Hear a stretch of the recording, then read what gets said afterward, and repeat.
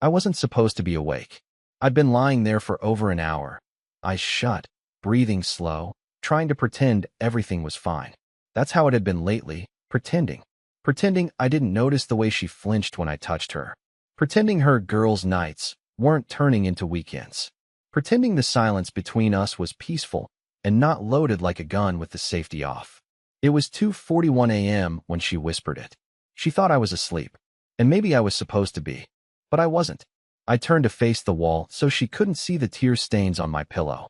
She got out of bed quietly, tiptoed out of the room like I was some fragile statue that might shatter if I stirred. I heard her pad across the hallway floor, then the click of her phone being unlocked. Then, her voice. I hate this. I hate waking up next to him. My chest tightened. No, he's not asleep. Not really. He just lies there.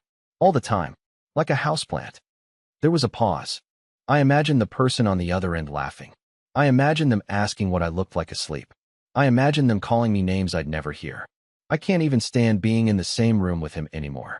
It's like suffocating. That's the word that broke me. Suffocating. You know how it feels to realize that the one person you've bent your entire existence around can't even bear to inhale near you? My fingers curled into the bedsheet. I kept my back to the door. I didn't move. Not even when I heard her laugh. That fake, breathy laugh she used to give me when we were still something. Then came the final blow. I think I'd rather he just left. And that's exactly what I did. I waited until I heard the water running in the bathroom. Then I got out of bed, packed a bag silently in the dark, left my wedding ring on the windowsill, and walked out without a sound. She didn't hear the door close. She didn't know she'd said it loud enough for me to hear. But she'd find out. And when she did, her reaction wasn't confusion or guilt or even sadness. It was panic, because I didn't just walk away from our bed. I walked away from the life she thought I was too weak to ever leave. I didn't sleep that night. Not really. I drove around the city with the heater on, just circling aimlessly with my bag in the back seat and the ghost of her words echoing louder than my engine. I think I'd rather he just left. You'd be amazed how cold a car feels when the only thing keeping you warm is heartbreak. Around 6 a.m., I parked in an empty grocery lot and sat there, still gripping the wheel like I was bracing for impact. I didn't cry. Not yet. But my hands were shaking. By 7:12, she texted, "Where are you?" Then at 7:16, "Did you go to work early?" And then at 7:23, "Curtis, what the hell?" I didn't respond. I turned off my phone and watched the screen fade to black.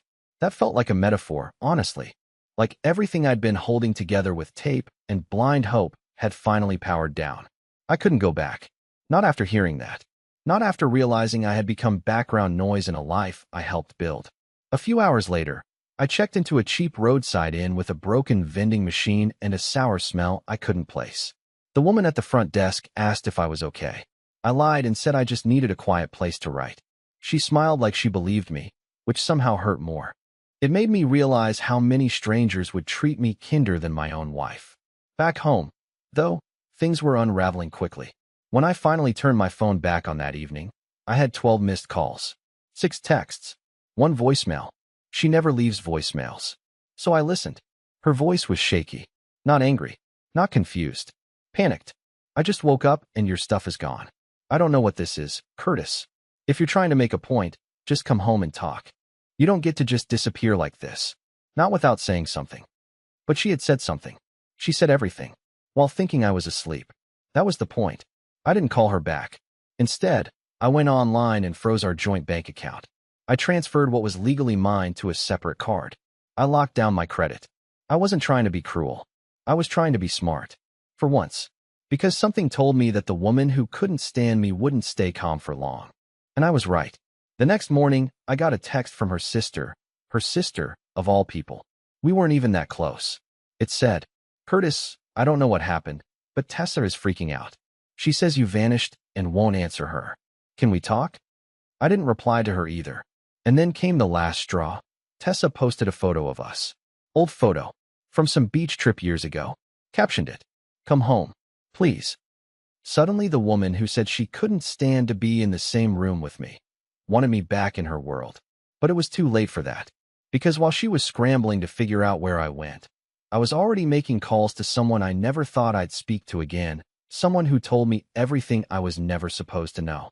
And that's where the truth really begins to show its teeth. The thing about silence is, it makes people nervous, especially people with something to hide. And Tessa? Her silence didn't last long. By day 2, the texts had turned from "please come home" to "what are you doing?" and then, like clockwork, to "you're being ridiculous." But I wasn't being ridiculous. I was finally being honest with myself. I spent most of that day sitting on the carpeted floor of the motel room, staring at the same duffel bag I'd thrown together in the dark. Half the clothes were wrinkled. I forgot socks. I didn't even pack my toothbrush. But I brought my old backup phone, the one she didn't know I still had. And on that phone, I had one number saved that I'd never had the courage to call before. Her ex-best friend, Mallory. Now, I know how that sounds. Messy. Dangerous. But here's the thing. Tessa and Mallory had a falling out about a year ago. I never asked for details because it sounded like girl drama, and I was always too tired to get involved. But Mallory had once told me, back when we were still on good terms, "Curtis, if you ever feel like something's off, you come talk to me. Don't let her mess with your head." At the time, I laughed it off. But now, I couldn't stop thinking about it. So I called. Mallory picked up on the second ring, and before I could even explain why I was reaching out after all this time, she said, "You found out, didn't you?" My stomach turned cold. I didn't even know what I had found out yet. So I told her everything, what I overheard, how I left, how Tessa was freaking out now that I was gone. There was this long pause on the other end. I thought she hung up. Then she whispered, "You need to know the truth, Curtis. And you need to hear it from someone who doesn't owe her loyalty anymore." And that's when everything started unraveling faster than I could keep up. Mallory didn't hold back. She told me Tessa had been emotionally checked out of our marriage for over a year, that the team outings were real, but that someone on her team had become more than just a colleague. His name was Dalton, some slick regional manager who only wore black and liked quoting startup podcasts like they were scripture. Apparently, it started with drinks, then rides home, then accidental hotel stays when conferences ran late. I wanted to throw my phone across the room, but I didn't. I needed to hear all of it. The most brutal part? Tessa had planned to leave me 6 months ago. She had been slowly pulling away on purpose, creating distance, picking fights she could blame on me. But when Dalton refused to commit to her outside of their little secret affair, she panicked. And she stayed, not because she loved me, but because she didn't want to be alone. Mallory said she kept quiet for a long time, but the way Tessa talked about me, mocking me, calling me a backup plan, it disgusted her. That's why their friendship ended. Tessa thought Mallory was jealous. The truth was, Mallory just couldn't stomach the lies anymore. By the time the call ended, I was shaking. Not just with anger, but with a weird sense of relief. Like I'd finally confirmed I wasn't crazy. That the coldness, the distance, the way she looked through me like I was a shadow in my own home, it wasn't all in my head. It was calculated. But now, I was the one with control. And Tessa? She had no idea I knew everything. I took a deep breath, grabbed a notepad from the drawer, and started planning my next move. I wasn't going to scream. I wasn't going to fight. I was going to let the truth collapse on her all by itself. And when it did, she'd be the one left gasping for air. By the third day of my silence, Tessa was unraveling faster than I could have imagined. I stayed hidden. I didn't post anything. Didn't tell friends where I was. I became a ghost in my own story, and apparently, that scared her more than any fight ever had. The woman who once whispered that she couldn't stand to breathe the same air as me was now posting desperate quotes on Instagram stories and texting things like, "Can we talk like adults?" Or, "I don't want to lose everything over a misunderstanding." Misunderstanding. That word lit a fire in my chest every time I saw it. Meanwhile, I wasn't just sitting on motel sheets eating vending machine chips. I was collecting receipts. I messaged Mallory again and asked if she had anything concrete. I expected vague details, maybe some screenshots. What she sent me instead was a file, an actual folder she'd saved on her phone. Photos, audio snippets, a short video clip. I think she'd kept it originally out of anger, maybe fear, maybe guilt, but now she was handing it over to me like a gift I never wanted. One photo was from a company retreat in June. Tessa, in a bikini I'd never seen before, sitting on Dalton's lap with her hand resting on his chest like it belonged there. Another was from just a few weeks ago, her laughing at some rooftop bar, her hand resting comfortably on his thigh under the table, clearly thinking no one was watching. The video? Short. Shaky. A few seconds of her voice, unmistakably hers, giggling and whispering. Curtis still thinks I'm in yoga class. I nearly dropped the phone. My hands were ice. I watched it again just to be sure. The way she said it, not with guilt, but with smugness, it gutted me more than any scream ever could. But here's the part one didn't expect. That same morning, Dalton's wife messaged me. Yup. Turns out Mallory didn't just send the files to me. She sent them to her, too. Her name was Kaylin, and she didn't waste time. Her message was cold and surgical. I believe we have something in common. I think it's time they both find out what that feels like. Now suddenly, this wasn't just me quietly escaping a toxic marriage. This was a slow, calculated demolition of a lie two people had wrapped themselves in for months. Tessa still had no idea I knew about Dalton, let alone that I'd spoken to his wife. She thought I was out sulking, sleeping in my car, waiting to come crawling back. So I gave her exactly what she was waiting for. I messaged her. Just one line. Meet me at the cafe on 14th, noon tomorrow. No lies this time. She replied in seconds. Yes. Thank God. I've missed you. She had no idea what was waiting for her at that table. And I made sure Dalton had no idea, either. Because I wasn't walking into that meeting alone. And by the time it ended, neither of them would be able to pretend anymore. I got there 10 minutes early. The cafe was one of those upscale, glass window spots she always dragged me to on Sundays, the kind where they spell your name wrong on purpose and act like burnt coffee is a personality. I chose the table by the window, not for the view, but because I wanted her to see me waiting. I wanted her to walk in and think, for just 1 second, that maybe she still had control of the narrative. That maybe I was here to talk things out. That maybe she could twist this into another emotional reset, where she played the misunderstood wife, and I played the desperate fool begging for her affection. But the difference this time was simple. I wasn't alone in this story anymore. I saw her before she saw me. She was wearing that soft pink coat, the one I bought her 2 Christmases ago. I remember thinking she looked stunning in it back then. Now, all I saw was the costume of someone rehearsing a lie. Her steps were slow, hesitant. Her eyes were scanning, and when they landed on me, she smiled. Not with relief, with calculation. Like she thought she was about to win something. She sat down across from me, took off her coat like it was a show, and tilted her head. You look tired, she said, like it was concern. Like she didn't know she was the reason I hadn't slept in 3 days. I didn't respond to that, just nodded toward the counter. You want anything?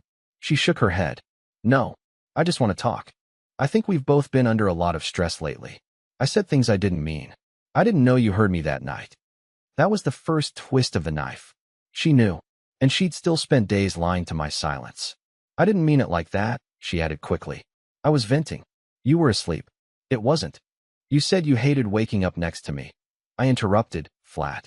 You said you couldn't stand being in the same room with me. She swallowed. It was just words. Was Dalton just words too? That stopped everything. Her face changed in a second. The fake calm drained out of her like a leak in a pipe. What? I leaned forward. You know what's funny? I was going to keep this just between us. I was going to walk away clean. Let you deal with the silence. But then I got curious. So I made a few calls. Talked to someone you probably never expected me to. She was pale now. Her lips parted, but nothing came out. And then she called me. I added. Dalton's wife. Sweet woman. Much more composed than I expected. She and I had quite the conversation. The door behind her opened. And there they were. Dalton. And Kaylin. They walked in like they'd rehearsed it. Kaylin spotted me immediately and gave the slightest nod before locking eyes with her husband. Dalton froze. Tessa turned around just in time to see his face go white. She stood up so fast her chair nearly tipped. What is this? She hissed. No lies this time, remember? I said. That's what I asked for. Dalton took a step back, but Kaylin was already moving toward the table. Calm. Collected. Her phone was in her hand, and I knew what was queued up on it. The video. The one with Tessa's voice giggling about me still thinking she was in yoga class. Don't, Tessa warned. But it was too late. You destroyed your marriages over lies, Kaylin said, voice steady. At least now, you both get to hear what truth feels like. And right there, in the middle of that trendy cafe with the polished floors and curated playlists, the entire charade fell apart. Tessa couldn't even look at me. Her eyes darted between us like she was searching for an exit. Dalton mumbled something about being set up, but no one listened. It didn't matter anymore. The damage was done. No screaming. No slapping. Just four people standing in the ruins of a secret that had been lived like a second life. I didn't wait for her to explain. I didn't ask her to apologize. I just stood up, placed my wedding ring on the table between us, and walked out. And this time, she saw me leave. I didn't go back to the motel. I didn't need to. Something in me had shifted the moment I walked out of that cafe. Not because I felt powerful, I didn't. I still felt hollow, sick, tired. But at least now everything was out in the open. No more pretending. No more lies being whispered when I wasn't supposed to hear. Everyone knew. Every mask had been ripped off. What I didn't expect was how quickly Tessa would lose control. Less than 3 hours after the cafe explosion, I started getting calls from mutual friends, people we hadn't spoken to in months. Apparently, Tessa had started telling them I'd set her up, that I ambushed her, that I was manipulating her trauma for revenge. She even claimed I was working with Kaylin to ruin her life, out of jealousy. It was so absurd I actually laughed out loud the first time I heard it. Then I realized she was serious. She was trying to rewrite the entire thing. She even posted a long, vague status online about toxic men weaponizing silence, and fake allies who pretend to help women heal while secretly resenting their strength. She didn't name me, of course, but everyone knew. I was the ghost in every sentence. And people, mostly her work friends, started messaging me, accusing me of emotional abuse. Me, the guy she said felt like suffocating air. I didn't respond. I didn't defend myself. I didn't even open most of the messages. But it hurt. Of course it hurt. Because while she played the victim in public, I was the one alone in a rented room with a bag of clothes that still smelled like home. And yet, something told me this was just her first move.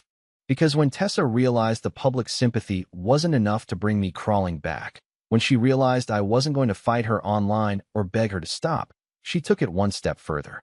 She showed up at my sister's house, unannounced, crying. And the story she told my family? It was a masterclass in manipulation. I found out from my sister's husband. He texted me while I was sitting in my car outside a laundromat, waiting on the world to make a little sense again. The message was short. Just, Tessa's here. Should I ask her to leave? I called him immediately. What do you mean she's there? She showed up crying. Said she didn't know where else to go. Said she needed to talk to your sister, woman to woman. I told him to let her say whatever she needed, and to listen, carefully. Now, my sister Maureen doesn't take sides easily. She's one of those no-nonsense types, sharp as a razor but always polite. She and Tessa were never close, but Maureen always gave her the benefit of the doubt. So when Tessa showed up at her door with red eyes and a trembling voice, Maureen sat her down and listened. But what Tessa didn't know, and what I had counted on, was that my sister doesn't just listen. She remembers every word. Tessa started with apologies. Soft ones. The kind that don't really say anything. I know I hurt him. I didn't mean for things to get this far. We both made mistakes. Classic stuff. Safe. Vague. Manipulative. But then she slipped. She said something that didn't match the performance. She said, I just thought he'd be too passive to actually do anything. My sister told me that's when she stopped playing nice. Too passive, Tessa had said. I didn't think he'd react like this. I thought he'd just wait until I cooled off. Maureen asked her, point blank. Wait for what? For you to stop lying? For your affair to end? Or for him to forget you said he suffocated you? Tessa froze. Tried to backtrack. But it was too late. Maureen told her, in the calmest voice imaginable, you didn't come here for closure. You came here to fix your image. You wanted someone in his family to forgive you first, so when the truth spread, you'd have a defense. Tessa left within 5 minutes. No more tears. No more shaking hands. Just silence, and the sound of a door closing a little too hard behind her. She texted me later that night. I don't even know who you are anymore. I almost replied. I had the words typed out, but then I deleted them. Because she was right. She didn't know me anymore. She'd built her world on the version of me who stayed quiet, who swallowed pain, who slept beside her without knowing she was planning to replace me. But that version of me was gone. And tomorrow, she was going to find out just how far gone I really was. I didn't seek revenge. That was never the goal. I wasn't trying to destroy her life or drag her through the mud like she did to me behind my back. No, I didn't need to. Tessa had already lit the match the moment she said she couldn't stand waking up next to me. All I did was step back and let the fire show itself. The day after she left my sister's house, the truth caught up to her in ways I didn't expect. Word spread. Not from me. I never posted a single thing, but from people who finally felt free to speak. Friends of hers started messaging me privately, saying they were sorry for believing her story. One of her coworkers sent me screenshots from their group chat, where she was tearing into anyone who didn't immediately defend her. I didn't reply to any of them. I didn't need to. I was already moving forward. What she never realized is that the worst thing you can do to someone who's spent years being invisible is finally see them, and then try to erase them again. She tried to pretend I didn't matter until I vanished completely. And when I did, she realized just how much of her life had been built on my quiet presence. The rent, the routines, the stability, the support. When I pulled it all away, not out of spite, but for my own peace, her entire world became hollow. Meanwhile, mine started to fill again. I got a place 2 towns over. Small, but warm. No reminders of her. No echoes of old fights in the walls. Just my own furniture, my own groceries, my own quiet. For the first time in years, silence didn't feel like punishment. It felt like peace. One evening, I ran into Mallory at a bookstore, completely by accident. We stood there, awkwardly at first, surrounded by shelves of paperbacks and people pretending not to eavesdrop. Then she smiled. And I did too. It wasn't romantic, not yet. But it was real. And it wasn't built on lies. I've been seeing a therapist. Something I should have done long ago. We talk a lot about patterns. About why I ignored the signs. About why I stayed in a home where I felt like a ghost. I'm starting to realize that I wasn't weak for loving someone who didn't love me back. I was just hopeful. And hope is only a weakness when you hand it to the wrong person. As for Tessa, the last message she ever sent me said, "You didn't have to humiliate me." I never replied, because she still doesn't get it. I didn't humiliate her. She did that all on her own. I just stepped out of the way, and I finally gave myself permission to stop begging to be loved.